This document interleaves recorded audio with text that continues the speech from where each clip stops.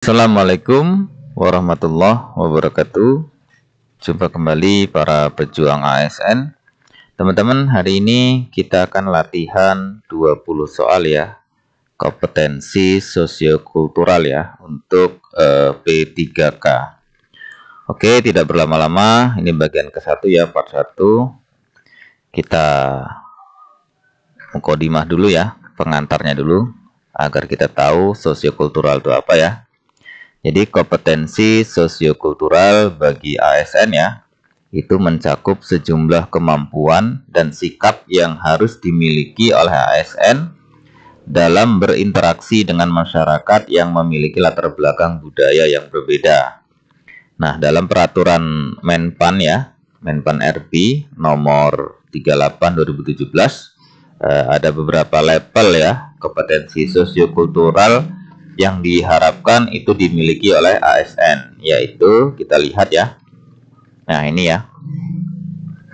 Level kompetensi sosiokultural itu yang pertama ada sikap peka, memahami dan menerima kemajemukan. Ya, jadi pada level ini ASN diharapkan mampu memahami dan menerima perbedaan individu maupun perbedaan kelompok masyarakat. Kemudian yang kedua, sikap terbuka ya, perbedaan atau kemajemukan masyarakat. Jadi sifat inklusif ya, bukan eksklusif ya. Jadi sikap terbuka. Kemudian yang ketiga, dia mampu bekerja sama ya dengan individu yang berbeda atau latar belakang dengannya. Jadi ada kemampuan untuk bekerja sama dengan siapapun ya. Di sini ditekankan kepada individu yang berbeda latar belakang dengan kita gitu. Kemudian yang keempat, mempromosikan mengembangkan sikap toleransi dan persatuan. Kemudian yang kelima, mendayagunakan perbedaan secara konstruktif dan kreatif untuk meningkatkan efektivitas organisasi. Nah, itu level kompetensi sosial kultural.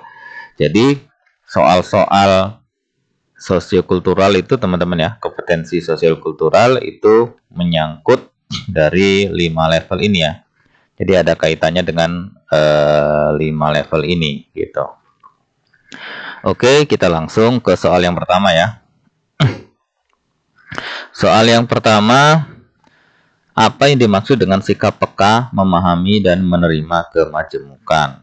A. Sikap untuk tidak menghargai perbedaan. B. Sikap untuk bersikap intoleran terhadap keberagaman. C. Sikap untuk menghargai, memahami, dan menerima perbedaan. D. Sikap untuk mengecilkan nilai-nilai budaya yang berbeda. Silahkan teman-teman dijawab. Oke, kita lihat jawabannya. Nah, jawabannya yang C ya teman-teman ya. Ini kalau kita menemukan soal-soal seperti ini saya rasa sangat mudah ya. Tidak ada kendala karena konotasi dari jawaban yang lain itu negatif semua nih. Misal contoh kita lihat A ya. Sikap tidak menghargai, ada kata tidak menghargai ini negatif, udah kita eliminasi saja. Yang kedua ada kata intoleran ya. Ini sudah tidak sudah tidak benar jawabannya. Kemudian yang D kita coba lihat sikap yang mengecilkan ya. Jadi di sini sudah kita bisa eliminasi dengan kalimat-kalimat yang konotasi negatif seperti ini. Sehingga kalau teman-teman menemukan soal seperti ini, itu saya rasa sangat mudah untuk menjawabnya. Oke, kita lanjut ke soal berikutnya. Seorang warga negara Indonesia memiliki sikap yang peka terhadap kemajemukan apabila ia A. Menerima perbedaan dengan bijak, B. Melakukan diskriminasi terhadap orang lain, C. Menolak keberagaman budaya, D. Menyebarkan kebencian terhadap suku tertentu. Oke, silakan dijawab teman-teman. Kita lihat jawabannya adalah yang A ya. Nah, ini juga sama dengan soal yang pertama tadi. Saya rasa sangat gampang untuk menjawab soal seperti ini. Karena kalau kita lihat dari jawaban-jawaban ini, yang dia memiliki nilai positif hanya yang A ya. Yang lainnya negatif semua. Kita lihat yang D misalnya, melakukan diskriminasi. Nah, ini udah konotasi negatif, maka bisa kita eliminasi. Menolak keberagaman ini ya, menolak keberagaman. Ini juga sudah kita bisa eliminasi ya. D. Menyebarkan kebencian, apalagi ini. Bisa kita eliminasi, sehingga jawaban yang benar adalah A ya. Jadi menerima perbedaan dengan bijak. Oke, kita lanjut ke soal selanjutnya. Mengapa sikap peka terhadap kemajemukan sangat diperlukan dalam kehidupan bermasyarakat? A. Karena dapat mendorong integrasi sosial dan kerukunan antar kelompok. B. Karena dapat meningkatkan sentimen eksklusif dalam pergaulan. C. Karena dapat memperkuat ketidakpedulian terhadap lingkungan sekitar. D. Karena dapat memunculkan perasaan superioritas terhadap suku lain. Jawabannya adalah oke, kita lihat jawabannya. Oke, jawabannya A. Saya rasa soal seperti ini juga masih mudah ya untuk kita bisa menjawabnya ya teman-teman ya. Jadi di sini jelas ya. Kalau kita lihat jawaban yang lain itu konotasinya banyak negatif. Misal contoh yang B ya. Karena dapat meningkatkan sentimen eksklusif nih ya. Sentimen eksklusif ini apalagi dalam pergaulan. Nah, itu tentu konotasinya negatif ya. Jadi ini bisa kita eliminasi. Karena dapat memperkuat ketidakpedulian. Nah, ini ada kalimat ketidakpedulian ya. Jadi kita eliminasi. Yang D karena dapat memunculkan perasaan superioritas ya terhadap suku lain apalagi ya. Ini tidak boleh ya. Jadi superioritas itu menganggap bahwa suku kita itu atau golongan kita, kelompok kita itu yang paling hebat gitu ya, yang paling super, yang paling baik gitu. Itu tidak boleh. Oke, jadi yang benar jawabannya adalah yang A ya. A ini kita lihat positif ya karena dapat mendorong integrasi sosial dan kerukunan antar kelompok. Jelas jawabannya A. Ini soal-soalnya masih cukup mudah ya teman-teman ya. Oke, kita lanjut ke soal berikutnya. 4. Mengapa penting bagi seseorang untuk ingin belajar tentang perbedaan dan kemajemukan masyarakat? A. Agar bisa membedakan mana yang baik dan buruk dari masyarakat tersebut. B. Untuk menciptakan konflik di antara kelompok masyarakat yang berbeda. C. Agar dapat menghargai dan memahami perbedaan budaya, agama, dan kebiasaan masyarakat. D. Karena terpaksa saja tanpa ada alasan yang jelas. Silahkan teman-teman dijawab.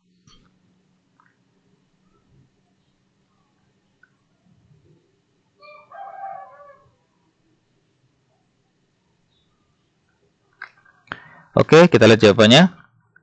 Oke, jawabannya yang C ya teman-teman. Oke, jawaban yang C. Kalau kita lihat jawaban yang lain ya.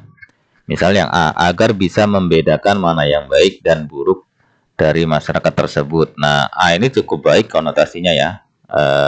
Jawabannya yang cukup baik, tetapi masih kurang tepat ya. Jadi bukan hanya kaitannya dengan bisa membedakan baik dan buruk, tapi ada hal yang lebih besar. Kemudian yang B, untuk menciptakan konflik. Nah, apalagi ini udah konotasi negatif ya, menciptakan konflik. Nah, kalau sudah seperti ini, bisa kita eliminasi. Kemudian yang D karena terpaksa, apalagi ini ya, karena terpaksa saja tanpa alasan yang jelas. Jadi udah bisa kita eliminasi. Jadi yang betul adalah jawabannya agar dapat menghargai, memahami perbedaan ya budaya, agama, dan kebiasaan masyarakat gitu. Karena di sini yang ditanya adalah mengapa penting bagi seorang untuk ingin belajar tentang perbedaan dan kemajemukan masyarakat ya. Belajar tentang perbedaan dan kemajemukan itu bukan hanya sebatas ingin mengetahui hal baik dan buruk saja ya di masyarakat tersebut, tapi lebih daripada itu untuk bisa menghargai, memahami perbedaan, ya kan, budaya, agama, dan kebiasaan masyarakat. Sehingga jawabannya adalah yang C. Oke, kita next ke soal berikutnya. Yang 5, mengapa penting bagi pemerintah untuk mendorong sikap terbuka dan penghargaan terhadap perbedaan dalam masyarakat? A. Agar masyarakat menjadi lebih tertutup terhadap perbedaan. B. Untuk menciptakan ketegangan antar kelompok masyarakat. C. Untuk memperkuat rasa persatuan dan kebersamaan dalam masyarakat. D. Hanya sebagai bentuk propaganda politik. Jawabannya adalah, kita lihat jawabannya teman-teman. Oke, jawabannya C ya, udah jelas. Nah, ini juga masih mudah ya soal-soal seperti ini ya. Karena jawaban yang lain itu masih negatif-negatif, sehingga bisa kita eliminasi. Kita lihat yang A ya, agar masyarakat menjadi lebih tertutup gitu ya. Jadi di sini tertutup terhadap perbedaan itu sesuatu yang kurang baik ya, sehingga ini jawabannya salah. Untuk menciptakan ketegangan ya, apalagi nih menciptakan inkondusivitas ya, tidak kondusif ya antar kelompok ya, karena di sini menciptakan ketegangan, sehingga Ini tidak pas jawabannya. Kita lihat yang D, hanya sebagai bentuk propaganda. Nah, apalagi kalimat-kalimat seperti ini adalah kalimat negatif yang bisa kita langsung eliminasi. Ya, jawabannya jelas ya yang C ya, yang mengarah ke positif ya, untuk memperkuat rasa persatuan kebersamaan dalam masyarakat. Oke, jawabannya C. Kita lanjut ke soal berikutnya. 6. Mengapa penting untuk membentuk sikap inklusif terhadap perbedaan dalam masyarakat? A. Agar masyarakat menjadi lebih tertutup terhadap perbedaan. B. Untuk menciptakan ketegangan antar kelompok masyarakat. C. Agar seluruh individu merasa diakui dan dihargai dalam masyarakat. D. Hanya sebagai tindakan formalitas semata. Oke, jawabannya adalah yang C ya teman-teman ya. Nah teman-teman, di sini juga sebenarnya ada pembahasan ya. Teman-teman juga bisa baca-baca pembahasannya, mengapa jawabannya itu ya. Oke, kita lihat jawaban yang lain. Kenapa jawabannya C? A. Agar masyarakat lebih tertutup. Nah, ini udah bertolak belakang ya dengan kata-kata inklusif ini. Nah, kalau lebih tertutup berarti dia eksklusif ya, terhadap perbedaan, sehingganya salah. Kemudian untuk menciptakan ketegangan, apalagi ini ya, menciptakan ketegangan antar kelompok. Nah, ini salah. D. Hanya sebagai tindakan formalitas. Nah, tidak betul juga ya, hanya formalitas, artinya tidak menyeluruh kalau hanya formalitas, hanya di permukaan, sehingganya ini juga salah. Jawaban yang betul adalah yang C.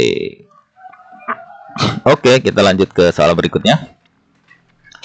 Apa yang dapat dilakukan individu dalam masyarakat untuk mendukung sikap terbuka dan penghargaan terhadap perbedaan?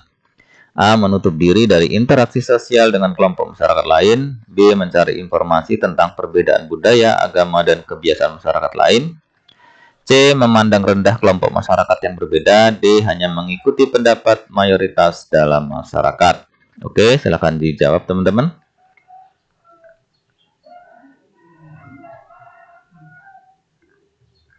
Jawabannya adalah yang B ya. Oke. Jadi kita lihat jawaban yang lain ya. Coba kita yang A. A itu menutup diri. Nah, dari kalimat ini aja sudah konotasinya negatif ya. Padahal di sini untuk mendukung sikap terbuka soalnya. Nah, masa jawabannya menutup diri. Artinya ini bisa kita eliminasi ya. Kemudian yang C, memandang rendah. Nah, memandang rendah ini juga bisa kita eliminasi. D, hanya mengikuti pendapat mayoritas dalam masyarakat. Nah, ini tidak punya prinsip ya. Nah, mengikuti hanya mayoritas, harusnya mengikuti pendapat yang betul. Ini salah. Kemudian jawaban yang betul adalah yang B. Teman-teman juga bisa membaca pembahasan di sini ya. Oke, kita lanjut ke soal berikutnya. Pada suatu hari, Ani, seorang pegawai baru di kantor pemerintah, bertemu dengan teman barunya, Mira, yang berasal dari suku yang berbeda. Ani merasa penasaran dan ingin belajar tentang adat dan kebiasaan suku Mira. Sikap apa yang sebaiknya dimiliki Ani dalam menghadapi perbedaan tersebut?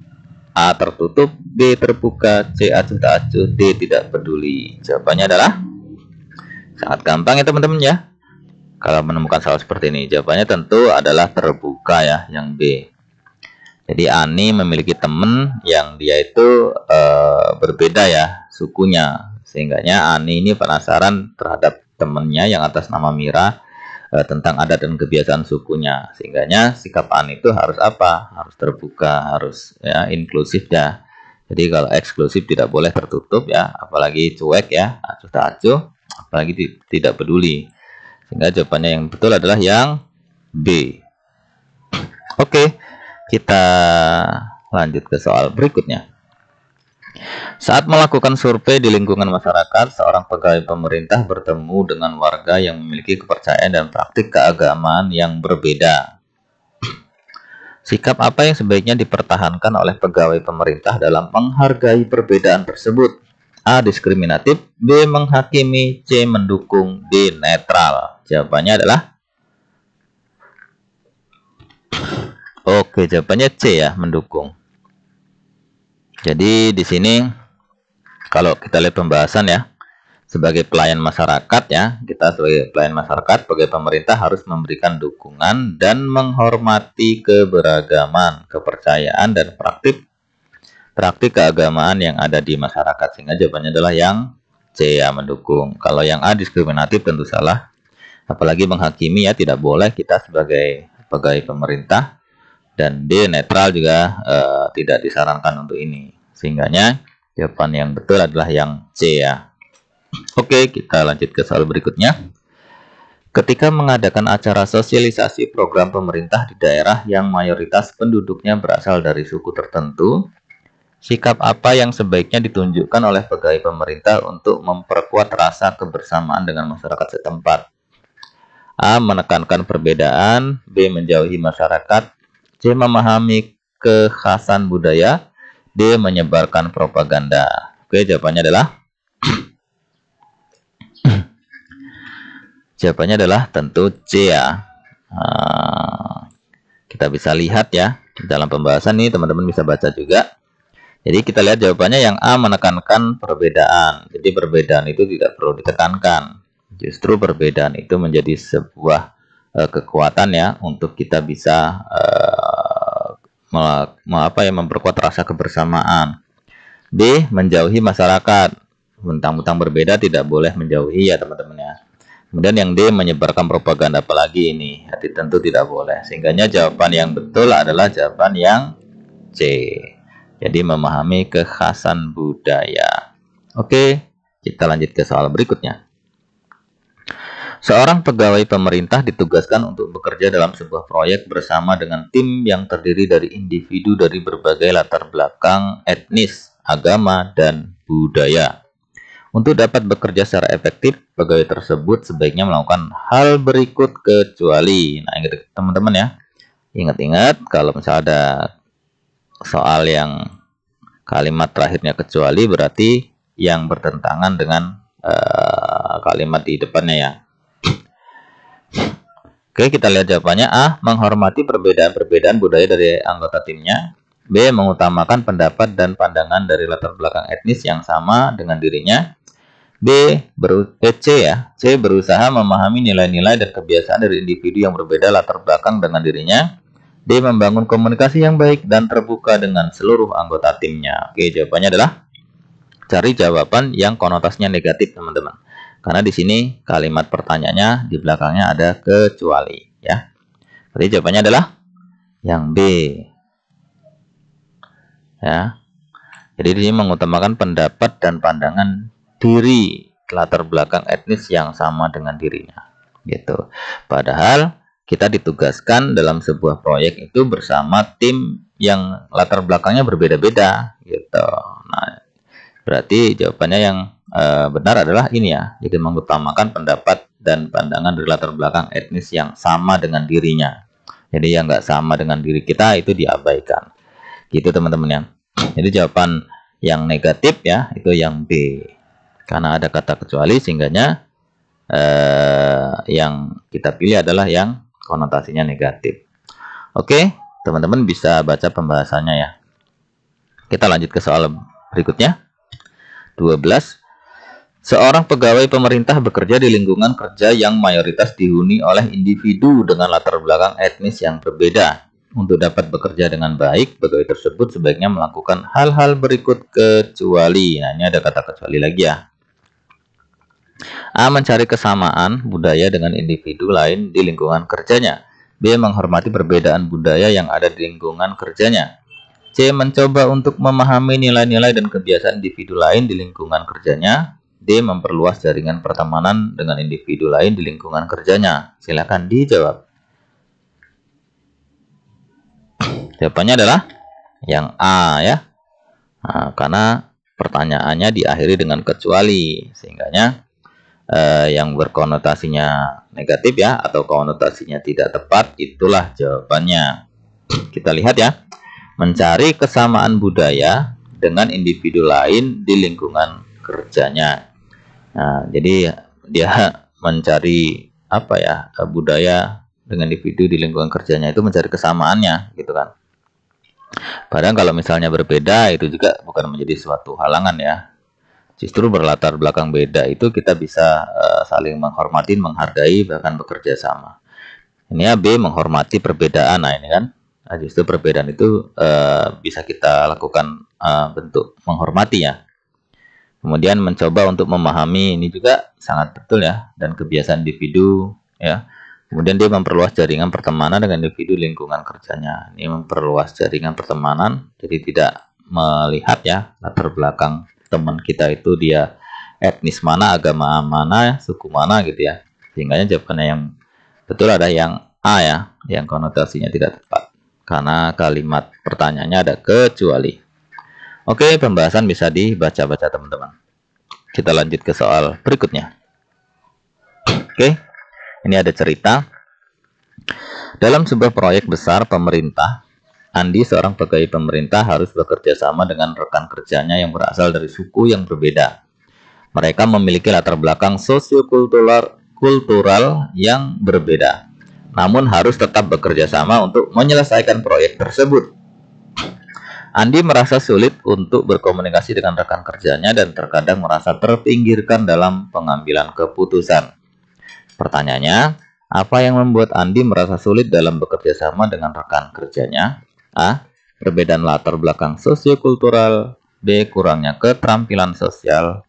C. Ketidakmampuan berkomunikasi. D. Kebosanan dalam pekerjaan. Silakan dijawab. Kita lihat jawabannya ya. Oke, jawabannya adalah yang A.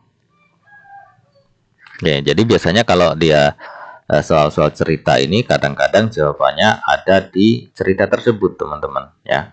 Jadi ada di seperti ini ya contohnya ya. Perbedaan latar belakang sosiokultural. Nah, di sini jelas ya, mereka memiliki latar belakang sosiokultural yang berbeda. Gitu. Sehingga kalau soal cerita biasanya jawabannya terdapat di paragraf cerita tersebut ya, gitu. Oke, teman-teman, bisa kita next ke soal berikutnya. Pembahasan bisa dibaca. Kita lanjut ke soal berikutnya. 14. Suatu hari di sebuah desa yang terdiri dari beragam suku dan agama, terjadi konflik antar dua kelompok masyarakat akibat perbedaan keyakinan. Hal ini membuat situasi di desa menjadi tegang dan memicu ketegangan di antara warga desa. Untuk mengatasi konflik tersebut, apakah langkah yang paling tepat untuk dilakukan? A. Mengumpulkan para tokoh agama dan tokoh masyarakat untuk berdialog dan mencari solusi bersama. B. Memisahkan antar kelompok suku dan agama yang berselisih agar tidak saling berinteraksi. C. Membuat peraturan yang mengharuskan setiap orang untuk mengikuti keyakinan suku dan agama mayoritas di desa tersebut. D. Mengajak semua warga desa untuk pindah ke desa lain yang memiliki kesamaan suku dan agama. Jawabannya adalah oke, jawaban yang A ya. Jelas teman-teman ya. Jadi ada sebuah daerah ya yang di situ terjadi konflik itu karena perbedaan keyakinan. Nah, sikap kita itu terhadap konflik tersebut itu seperti apa yang harus kita lakukan? Tentunya kita harus melakukan beberapa langkah ya. Salah satunya adalah yang di A ini ya, mengumpulkan para tokoh agama ya karena konflik agama, kemudian tokoh masyarakat untuk berdialog mencari solusi bersama. Nah, ini langkah yang tepat yang dilakukan. Kalau kita lihat jawaban yang lain, ini yang B ya, misalnya memisahkan antara kelompok suku dan agama yang berselisih, tidak saling berinteraksi. Justru ini tidak menyelesaikan masalah yang B ini ya.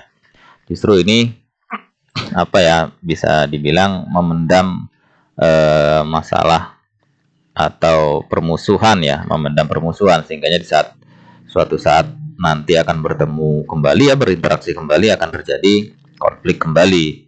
Jadi tidak menyelesaikan masalah yang B. Kemudian yang C, membuat peraturan yang mengharuskan setiap orang mengikuti keyakinan suku dan agama mayoritas. Nah, ini bentuk diskriminasi, peraturan tidak boleh ya. Peraturan memaksakan kehendak terhadap minoritas itu tidak boleh. D. Mengajak semua warga desa untuk pindah. Ya, pindah ke desa lain yang memiliki kesamaan suku dan agama. Ini juga kurang tepat.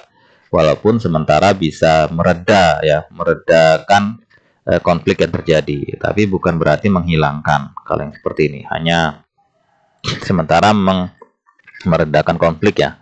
Jadi jawaban yang tepat itu adalah yang A. Yang A itu di antara perbedaan-perbedaan itu ya, dua kelompok yang berbeda itu dicari solusinya, dicari kesepakatan bersama sehingganya tidak akan terjadi lagi konflik ke depannya. Oke, pembahasan bisa dibaca teman-teman. Kita lanjut ke soal berikutnya. 15. Dalam sebuah acara peringatan hari besar keagamaan, komunitas A memutuskan untuk mengundang seorang tokoh agama lainnya untuk memberikan ceramah sebagai tanda toleransi antar agama. Bagaimana dampak dari tindakan komunitas A tersebut? A. Meningkatkan perseteruan antar agama di masyarakat. B. Mempromosikan toleransi dan persatuan di antara pemeluk agama. C. Tidak akan berpengaruh apapun terhadap hubungan antaragama. D. Menimbulkan konflik antar agama karena dianggap tidak menghormati kegiatan keagamaan. Jawabannya adalah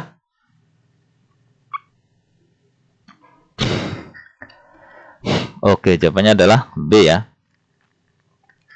Mempromosikan toleransi dan persatuan di antara pemeluk agama gitu. Jadi di sini pembahasannya teman-teman bisa dibaca ya. Oke, lanjut kita ke soal berikutnya. 16. Sebagai perekat bangsa ya, seorang ASN diharapkan dapat A. memiliki pada golongan tertentu, memihak pada golongan tertentu. B. Memberikan pelayanan yang merugikan bagi masyarakat. C. Mengutamakan kepentingan pribadi di atas kepentingan negara. D. Menjadi contoh dan teladan dalam menjunjung tinggi persatuan dan kesatuan bangsa. Oke, ini mudah soalnya ya teman-teman ya. Jawabannya adalah tentu D jawabannya ya. Kalau kita lihat jawaban yang lain, konotasinya negatif semua, sehingga bisa kita eliminasi ya. Kita lihat yang A, memihak pada golongan tertentu, ini tidak boleh ya. Hanya pada golongan tertentu. Memberikan pelayanan yang merugikan, apalagi pelayanan yang merugikan, tidak boleh. Mengutamakan kepentingan pribadi, ini juga tidak boleh ya, di atas kepentingan negara. Jadi jawaban yang betul adalah yang D, menjadi contoh teladan dalam menjunjung tinggi persatuan dan kesatuan bangsa. Oke, kita lanjut ke 17. Salah satu tugas seorang ASN adalah mengimplementasikan kebijakan pemerintah dalam upaya A. Mempertajam perpecahan dalam masyarakat. B. Memperkeruh kondisi sosial ekonomi masyarakat. C. Meningkatkan kualitas hidup masyarakat. D. Membatasi akses masyarakat terhadap layanan publik. Jawabannya adalah ini gampang juga ya. Jawabannya adalah yang C, karena yang lainnya adalah negatif semua ya.